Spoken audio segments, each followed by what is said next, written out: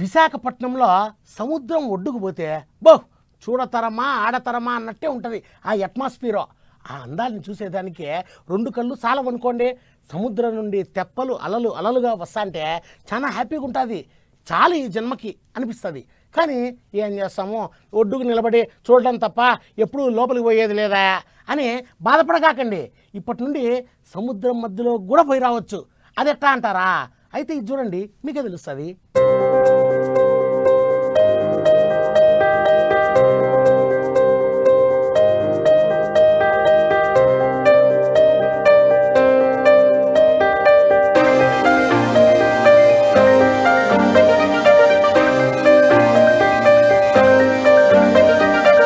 విశాఖపట్నంలో ఉన్న RK beach కు పోవాలే, సముద్రంలోకి వచ్చే అలలు చూడాలే, అలలల్లా ఆడాలే పాడాలే అనుకుంటుంటారు చాలా మంది దానక.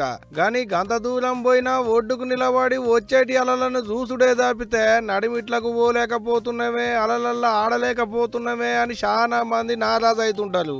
ఆగో అసంటి వాళ్ళు ఇక ఇప్పటి సంది నారాజు అయ్యే పనేం లేదు. ఎందుకంటారా, గట్ట నారాజు అయ్యేటోళ్ళ కోసమే అలలల్లా తేలాడేటి బ్రిడ్జి పెట్టిళ్ళు ఏపీ సర్కారు.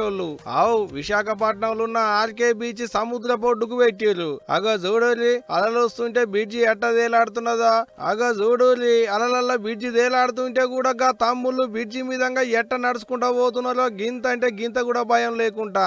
ఈ బ్రిడ్జిని ఏపీ మంత్రి గుడివాడ అమర్నాథ్ సారు, రాజ్యసభ సభ్యుడు వైవి సుబ్బారెడ్డి సార్లు రిబ్బెన్ కత్తిరించి సాల్వ్ చేసిరు. ఈ రోజు ఇప్పుడు మనం ఏర్పాటు చేసినటువంటి ఫ్లోటింగ్ బ్రిడ్జ్ ఏదైతే ఉందో దాదాపు 2.5 కోట్ల రూపాయలు ఖర్చు చేసి యాక్టివిటీని పెట్టడం జరిగింది. 6 సంవత్సరాల నుంచి పైబడినటువంటి ఎవరొకరు ఈ ప్రాంతానికి వచ్చినా స్థానిక ప్రజలకు కానీ ఇతర ప్రాంతాల నుంచి వచ్చినటువంటి వారు కానీ దీన్ని అనుభూతి పొందేటువంటి అవకాశం కూడా ఉంటుంది.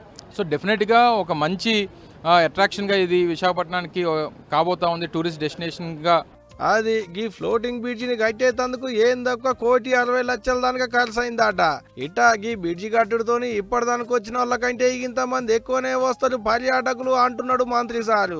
ఆర్కే బీచ్ కు పోయిన వాళ్ళుగా బ్రిడ్జి ఎక్కాలంటే పెద్దోళ్ళకైతే 100 రూపాయలట, చిన్న పొల్లగాళ్ళకైతే 70 రూపాయల దానిక ఛార్జీలు తీసుకుంటారట. చూసిరా ఎట్టున్నదో కథ. అలలల్లా దేలాడేటి బ్రిడ్జి కట్టిల్లంటే చిన్న ముచ్చట్న.